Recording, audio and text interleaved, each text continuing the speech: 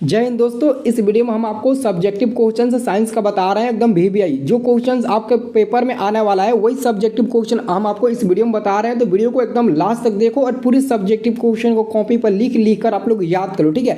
और WhatsApp group में join हो जाओ, जितना हो सके उतना मैं आप लोगों को मदद करूंगा। जरूर व्हाट्सअप ग्रुप में ज्वाइन होना आप लोग। वीडियो के डिस्क्रिप्शन में मैं व्हाट्सअप ग्रुप का लिंक दे चुका हूँ, ठीक है। तो चलो मैं स्टार्ट करते हैं वीडियो। आप लोग चैनल को सब्सक्राइब कर लेना, ठीक है।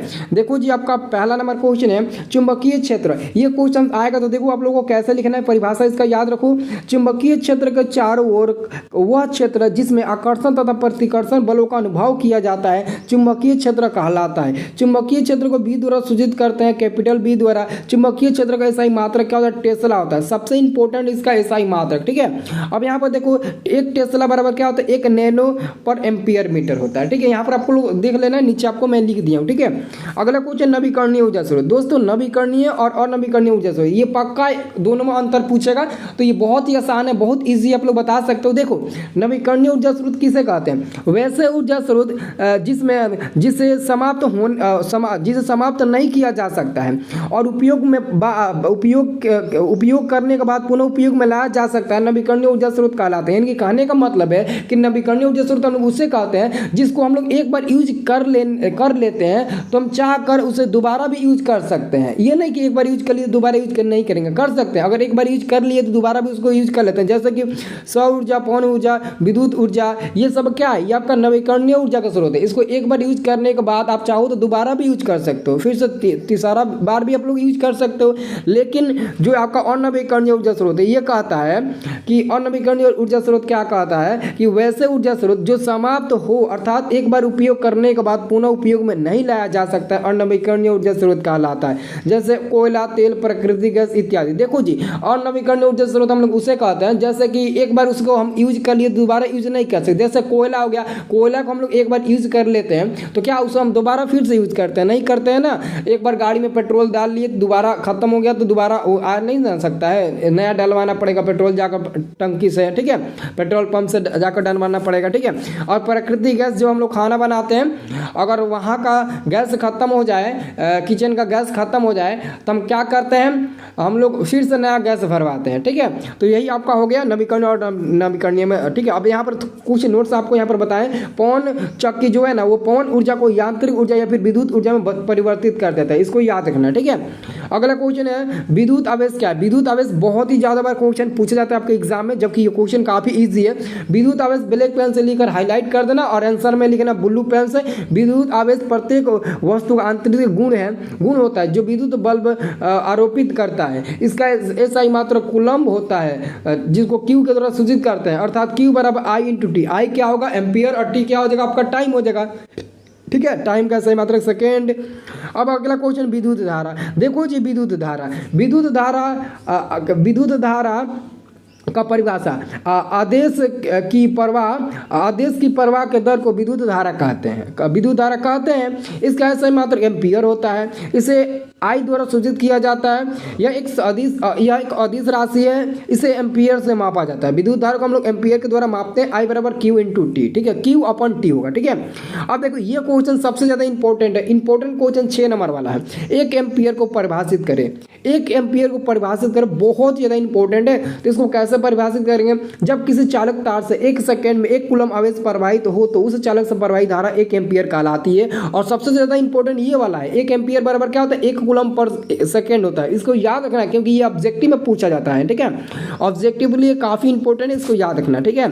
अगला क्वेश्चन है विभवांतर से आप क्या समझते हैं? जी, विभवांतर से आप क्या समझते हैं? तो दो विभवों के बीच के अंतर को विभवांतर कहते हैं। इसे भी द्वारा सूचित किया जाता है। इसका ऐसा मात्रक वोल्ट होता है। विभवांतर को वोल्टमीटर द्वारा मापा जाता है। ये भी याद कर लो, ऑब्जेक्टिव में काम आएगा। यहाँ से ऑब्जेक्टिव सब्जेक्टिव दोनों काम हो जाएगा। अब देखो ये क्वेश्चन मैं 2021 में गेस किया था, ये क्वेश्चन पूछा था। 2021 में क्वेश्चन ये पूछा था, विद्युत विभव क्या है? तो विद्युत विभव क्या है जी? तो याद रखना, विद्युत विभव इकाई धन आवेश को अनंत से विद्युतीय क्षेत्र के किसी एक बिंदु तक ले जाने में किए गए कार्य की मात्रा को उस बिंदु का विद्युतीय विभव कहते हैं। इसे भी द्वारा द्वारा सूचित किया जाता है। इसका भी ऐसा ही मात्रक वोल्ट ही होता है। पृथ्वी पर विद्युतीय विभव क्या होता है, शून्य यानी कि जीरो के बराबर होता है। क्या होता है, शून्य यानी कि जीरो के बराबर होता है जी, ठीक है।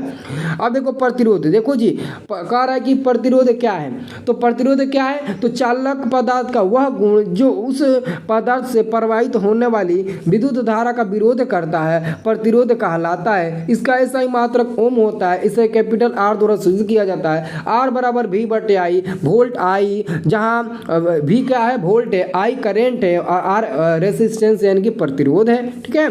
चलो अगला क्वेश्चन दोस्तों, ये क्वेश्चन का आप लोग चित्र बना लेना, चुंबकीय बल रेखाएं तथा चुंबकीय क्षेत्र रेखाएं या फिर चुंबकीय बल रेखाएं का चित्र बना लेना। ये 2 नंबर में चित्र पूछा जाता है, ठीक है। और मैं आपको 11 नंबर प्रश्न बता रहा हूँ। 11 नंबर प्रश्न है फ्लेमिंग के वाम हस्त नियम, ठीक है, अपने बाएं हाथ की तर्जनी, मध्यमा और अंगूठे के परस्पर लंबवत इस प्रकार फैलाएं कि यदि तर्जनी चुंबकीय क्षेत्र की दिशा और मध्यमा धारावाही चालक पर लगने वाले बल की दिशा को व्यक्त करेगा, ठीक है। ये आप लोग अच्छे से याद कर लेना, ठीक है। अगला क्वेश्चन है विद्युत चुंबक जिसको अस्थायी चुंबक कहते हैं और अस्थायी चुंबक में अंतर आपको ज्ञात करना है, ठीक है। तो सबसे पहले मैं दोनों का 3 अंतर आपको बता देता हूं। अस्थायी चुंबक अंतर क्या होता है, यह एक अस्थायी चुंबक है, यह प्रबल चुंबकीय बल लगा सकता है। इसे विद्युत चुंबक भी कहते हैं, इसे विद्युत चुंबक भी कहते हैं। तो पहला दूसरा तीसरा हो गया, ठीक है। अगला क्वेश्चन आपका 3 नंबर, अगला क्वेश्चन आपका स्थायी चुंबक का 3 आपको अंतर है कि यह एक अस्थायी चुंबक है, इसका आकर्षण बल कमजोर होता है, अस्थायी चुंबक की शक्ति निश्चित होती है, ठीक है। अब देखो 13 नंबर प्रश्न है। 13 नंबर प्रश्न तो काफी जबरदस्त, ये क्वेश्चन पक्का पूछेगा।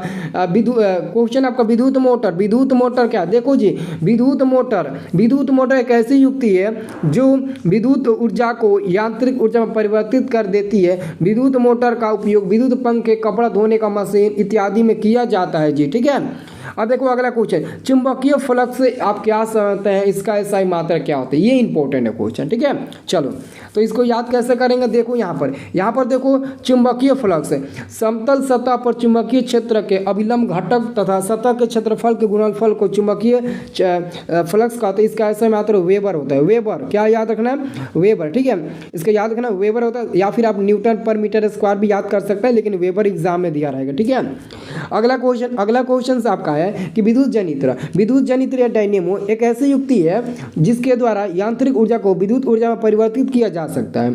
यह विद्युत चुंबकीय प्रेरण का सिद्धांत पर कार्य करता है। बस हो गया, ठीक है। अब अगला क्वेश्चन 16 नंबर क्वेश्चन आप लोग याद रखो, पानी में रखा हुआ सिक्का उठा हुआ दिखता है क्यों? जैसे जैसे कटोरे में पानी डालते हैं वैसे वैसे सिक्का पुनः धीरे धीरे ज्यादा दिखाई देने लगता है, क्योंकि अपवर्तन के कारण सिक्के की स्थिति उसकी वास्तविक स्थिति से ऊपर उठता प्रतीत होता है। यही कारण है कि पानी में रखा हुआ सिक्का उठा हुआ दिखता है, ठीक है।